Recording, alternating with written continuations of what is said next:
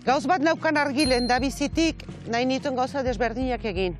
Eta nahi nun ez zapore bat bakarrik izan. Hasi nintzen hasten, adibidez Marrubian hasten nun mentakin, gero intxaurra erabili dut.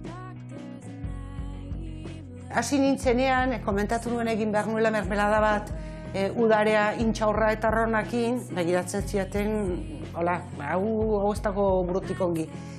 Eta begira, 23 urte eta ongi. Eta orai ari nahi ziten pikoana, baina baduz bere sekretu txikiare, bai.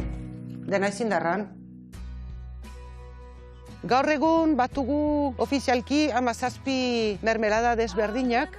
Saiatzen gara bertako produktuak erabiltzen, gure tomateak, sagarrak, aranak, baina beti ez daukagu eta orden erosi egiten ditut ere bai.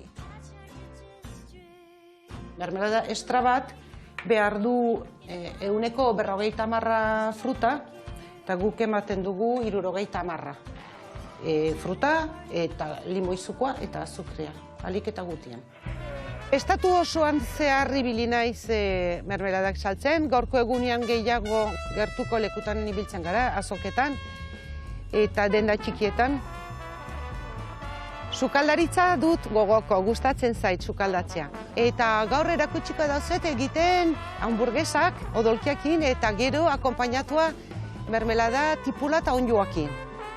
Kasuin neri ikasi erraixa da eta arrazona.